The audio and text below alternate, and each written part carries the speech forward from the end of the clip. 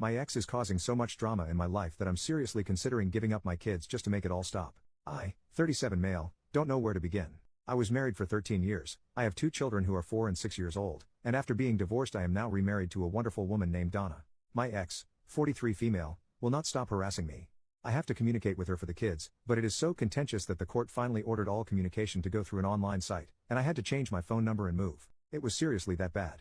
I had my kids this weekend, things went great and I went and saw my family. No incidents, we had a great time. Then I got this email. Jill and Marvin, my kids, report that they were in a traffic accident with you this weekend, in the truck. They both report that the loud, obscene exchange between their father and the ABC towing driver scared them. They both report that they were bitten by Greg's dog, Murphy, during their visit at your folks' house this weekend. This is the second dog they have both reported biting them. I have also posted their reports that they have been bitten by a large dog named Betsy, at your in-laws' house. They have traumatic memories of metal being scraped out of your leg. I hope that you recover and get back to your job quickly. I hope that Donna is okay. They report that you have trouble walking. This is consistent with behavior I observed at drop-off on Sunday night. You didn't get out of your new car, and it appeared very awkward for you to unbuckle their booster seat belts from the driver's seat. I need to know about these things, please. Dog bites are notoriously dirty and prone to infections. Just because our children didn't appear to be as seriously injured as you were in the truck accident, doesn't mean that they couldn't be stiff and sore and possibly have internal injuries for which I need to be observing. At least I need to understand why they were stiff and sore and acting more fearful than usual when they came home. Their mild to moderate bruising and scrapes, and the chunks of skin missing from their hands and fingers, are consistent with their reports of the accident and the dog bites. I will take Jill and Marvin to the pediatrician walk-in clinic to rule out any unseen injuries and infections. It would be nice if you would call or email the doctor's office, and tell them what you can about the accident and the dog bites. It could help rule out tests and treatments that might not be necessary. It would also be nice if you would pay your half of their medical expenses, especially because the accident and the dog bites happened when they were with you. Today is Jill's first day of school. I could have taken them to the doctor 2 days ago, if you had shared that they were bitten and in a traffic accident that was bad enough that it required a tow truck for the truck, and medical care for you. If you want to drive the kids to Santa Barbara and back in a weekend, expose them to animals that aren't safe for children, and fight with tow truck drivers in front of them, I cannot prevent that. But what happens to their little, growing bodies, and the events that are being imprinted on their sweet, innocent minds, is very much my business. Please share all of the information regarding what happened to our children in the truck accident. Please share all of the information regarding the bites from the dogs. As a mother, it is very worrisome to hear my preschooler and my first grader recount the dangerous things that are happening to them, but it is even more worrisome that my co-parent withholds vital information about their health. Jill and Marvin deserve to know that their parents are working together to take care of them. Thank you. I don't even know where to begin. The dog that was there had no teeth, didn't bite them, and couldn't have even if it wanted to. My in-law's dog is dead. I was never in an accident. There was no tow truck. All of this is false. I can't even find a shred of a real event that could have gotten twisted. This comes on the heels of 4 days ago, her trying to corner me into signing away 30% of my custody agreement, and refusing to let me even look at the details of the paperwork. I am so frazzled by all of this that, at times, I think about signing away my parental rights just to not have the stress. But I don't want my children thinking I don't care for them and abandon them. How do you reason with this level of crazy? Any advice is welcome. I need help managing this. Relating post by OP 4 months later, legal rights surrounding a primary custody parent who after 4 attempts is not picking up her children from me, the non-custodial parent. I am in Southern California. I don't know what to do here. I am the non-custodial parent. I have had the kids for 1 week, 4 and 6, during Christmas break. Due to the high conflict nature of my ex, we have been assigned a co-parenting person to help mediate. On the 30th we were supposed to exchange the kids back to her care. I showed up 15 minutes early to the location, and we waited for 1 hour and 7 minutes before giving up and leaving. She had been claiming she was right there for over 35 minutes. The location was an IHOP, 300 feet from the freeway exit. After I left I got a slew of messages calling me all sorts of names, and claiming that she had just showed up, but that I had left. This song and dance has happened before. She said she would meet me anywhere, just to let her know where. This time I called her bluff and picked a location 2 miles from my home, and told her, the kids are hungry and tired of waiting. I'm taking them to my house. When you arrive at the location, 11 miles from the IHOP, text me and let me know, and I'll bring them right over. I sent her the location 5 times in text and twice via email. 4.5 hours later. Nothing. I then told her that we could meet at the agreed upon location at 11 a.m. the next day for the exchange, just 1 day later than planned. When I woke up by the morning she demanded I drive them 1 hour to a new location, because she had a 103-degree fever and couldn't drive. There of course was a back and forth about her ability to care for children if she was too sick to drive. Ultimately she failed to arrive at the location at 11 in the morning. At 5 p.m. I got a doctor's note stating that she only had a cold and was fine to care for the children. I didn't ask for this. I then called her and we had a heated back and forth, but ultimately I relented and told her that I would bring them to a location that she chose. 1 hour away and 1 mile from her house. Under the agreement that she would show up this time. Before leaving I sent an email confirming the location and time. That was sent at 7:48 p.m. We arrived at the location at 8:51 p.m. and texted to let her know we were there. What happened next was so frustrating. No response to any text was ever given. Every time I would send a text, I would get an email. All of them stating the same thing. That she would not leave her house until I verified my location. I sent her 6 different responses to emails telling her where I was. All I would get in response is more messages asking me to confirm my location. I even made a phone call telling her where I was. Unfortunately, at this point I was in such disbelief I did yell at her and tell her to get her butt down here. Not my finest hour. At 10:21 p.m., with kids in high anxiety and crying that their mom had forgotten them again, we left and drove the hour back home. I have now messages accusing me of child abduction. I don't know what to do. I am not subjecting my kids to this again. I can't bear to watch them check every car, and get excited I think I see her. Over and over again for hours while she plays these games. My worry is that the cops are going to come knock down my door. When I have done everything I can to make these exchanges work, is this enough to have my lawyers file an emergency hearing to get primary custody? I am in limbo right now since neither my lawyers or the co-parenting person will be in the office until the 3rd. OP made another post 6 months later. Not sure what my options are with a crazy ex-wife scenario, literally. I am in the process of a 7 to 30 evaluation for primary custody of my kids. 2 kids 7 and 5 today, was another doozy of an exchange. And I am fearful for the kids. I don't know what my options are here, if any.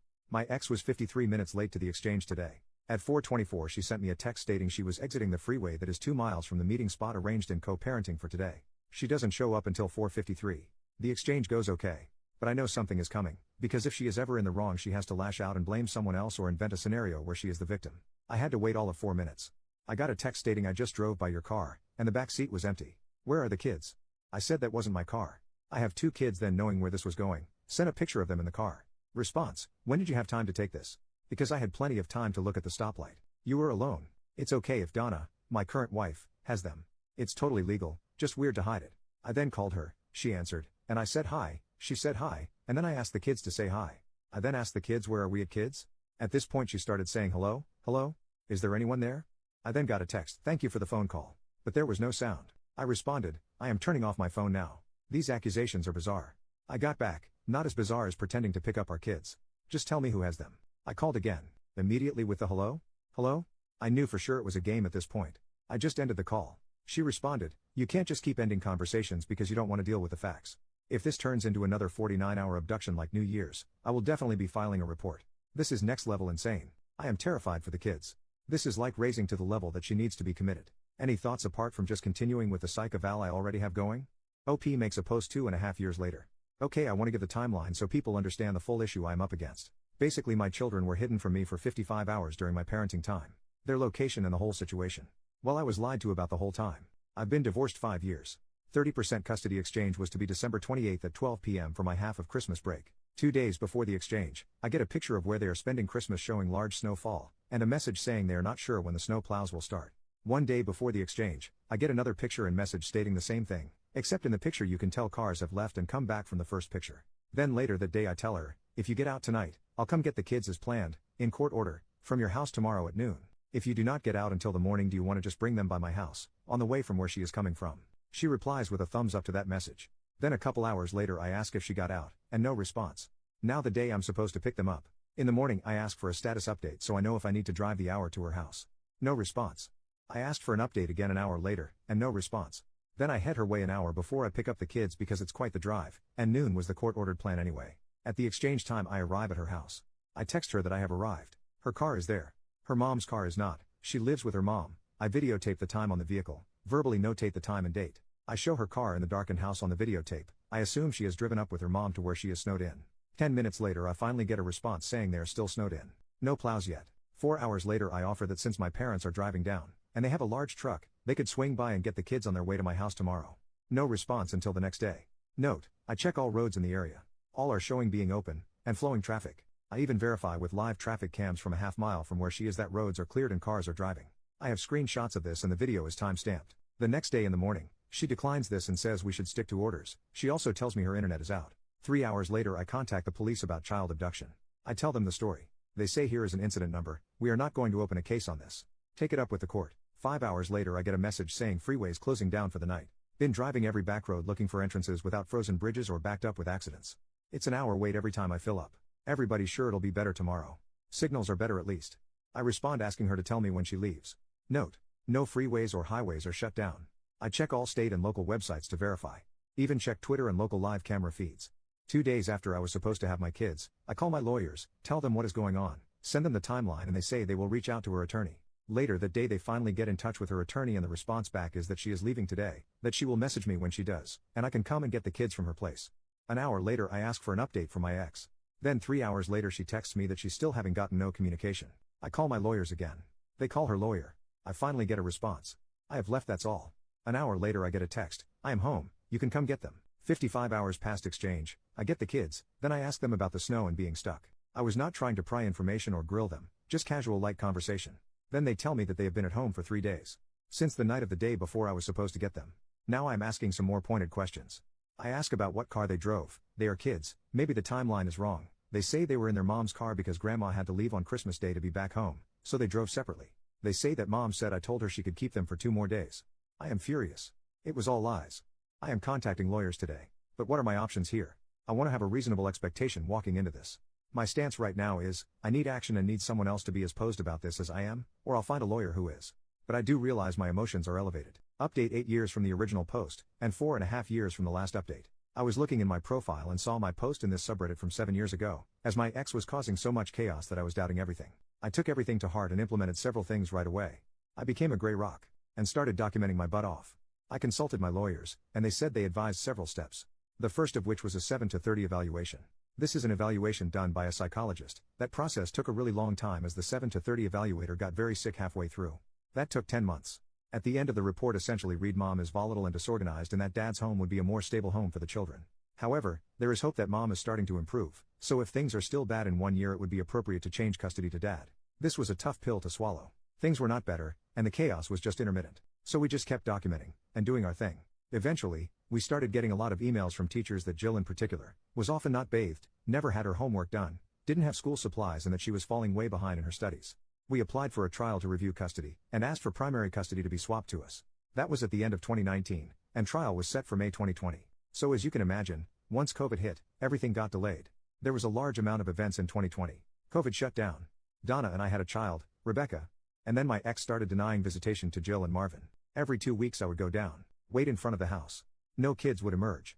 Sometimes I would have the police come, not to force anything, but to get the documentation in terms of a case number. This went on for 4 months, before I was able to start getting visitation again. Eventually, the trial was set for summer of 2021 and went for 3 days and I had over 500 pages of documentation. Day 1 was entirely testimony from the co-parenting therapist we had been seeing for 5 years. She testified that my ex was the most difficult client she had ever worked with in her career, that my ex never followed a single agreement in session, and that she was a pathological liar. Last day of testimony was my ex, where she was caught lying on the stand, and was presented with evidence that she had been secretly taking the children to a medical professional for 2 years that I had explicitly not agreed to. So starting in August 2021, the judge ordered for the kids come live with me, primary custody and limiting my ex to 4 days a month. It's now been 3 years. When Jill was in 5th grade she had a 26% in math, and a 40% in English. For the last 3 years, she has maintained a 4.0 every single year, and will be starting high school in honors geometry, honors English and AP biology. Marvin has also been doing well also and just finished his first year of middle school with a 4.0 GPA, and is loving his coding and robotics elective. They have new clothes, and have learned new skills and responsibilities. Donna has been crucial in setting up patterns to help with success in school. Their rooms are both immaculate, and they are the ones doing it with very little direction from us. They are happy and finally involved in activities and sports. Our little Rebecca adores them both, and I will often find all 3 of them cuddled up together as one of the older 2 reads a book to her. Jill made the decision recently to stop going on visits to her mom. The chaos and drama started being directed at her. Along with lack of food, clothes that fit, etc. Marvin is still going for visits and we are encouraging that as long as he is feeling safe there. All in all things are going so well and the kids are doing incredible. There are hard moments still, but it has all been worth it, and we are able to shield them for the most part from any chaos their mom may want to start.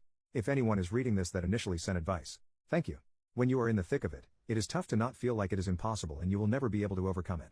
I needed the outside perspective.